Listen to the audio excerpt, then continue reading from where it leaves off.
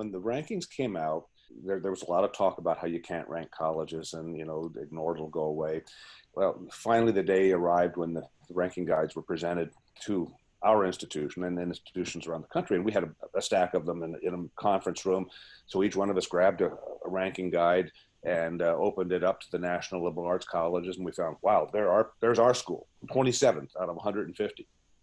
And despite all of the rehearsed language about it'll go away, it doesn't really measure anything valuable, the spin began in our heads, well, 27 out of 150, that's kind of like top quartile.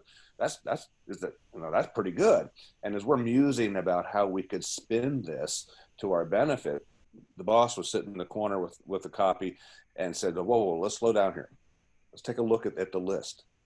And she then read the list, numbers, and I remember this rather precisely: 11, 12, 14, 17, 19, and 21. She identified the schools. And then she said, these are clearly inferior institutions.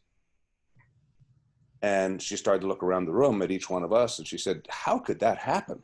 As though it was our fault, that we were ranked 27th and all these inferior institutions were higher. And then she looked around the room further and she said, well, what are you guys going to do to make sure it doesn't happen again?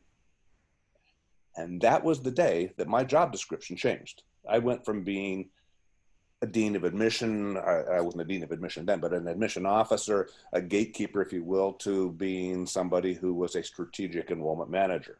Yes, we needed to get the class, but the way the class looked was going to be even more important to the institution, which comes to the question of methodology. The reality is that change occurs on a college or university campus in a very glacial manner. It takes years for colleges to make things different about themselves, to change their curriculum, to change their faculty. Things just don't happen that way on college campuses. So here we are with the mandate. We need to make sure that we improve our positioning. How in the world can we do that? Well, we looked at all the information that was being collected. And there was a lot of interesting data. There was data about the percentage of students who apply or who are admitted, selectivity. There was data about yield rate, the percentage of students who are accepted who enroll. There was data about graduation rate, percent of students who begin, who finish in 5 years or 4 years.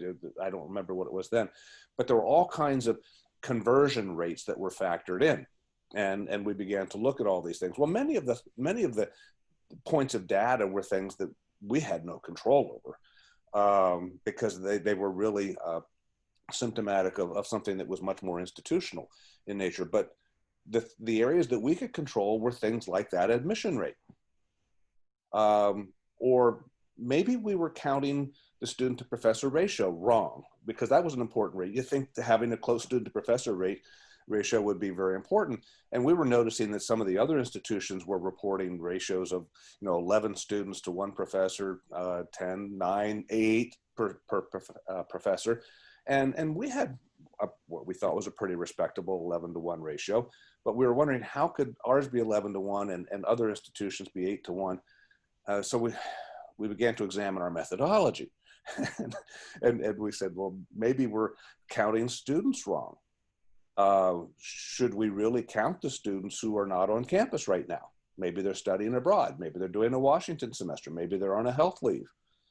And by taking another look at the student body that way, we were able to decrease the student body that we used in our calculation by 10%. And then we thought, what about the professors? Should we really be counting? Are we really counting all the professors, people who teach here? We've got the professors, the assistants, the associate professors. We've got some adjunct professors. We've got to get them in there. And then there are other people who are qualified to teach who don't always teach. I mean, our president had a PhD in French literature, and he would teach a class, every 3 or 4 semesters. There were other people who could do the same. So we realized that our faculty was much larger, well, maybe 10% larger than we had imagined at first. So my point here is that as an institution, we were able to affect change in our data rather quickly in terms of time. It wasn't a glacial thing. So, and as we were examining the way we approach data, so were other institutions around the country. And this is a problem with the methodology. On the one hand, it presumes to be pristine. It presumes to be scientific. But what it really is a collection of made up data from institutions.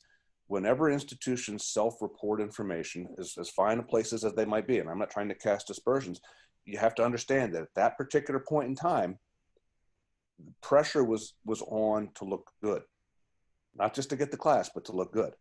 And institutions were massaging their information so that they could improve their standing in the rankings in the next year. I mean, unlike, say, college basketball rankings that change every week because some teams win, some teams lose, nothing changes week to week or year to year on college campuses. So this is one of the things that was really problematic, in my opinion, about rankings from the very beginning. They were easily manipulated by the institutions who were involved. So, yeah, what do we look at?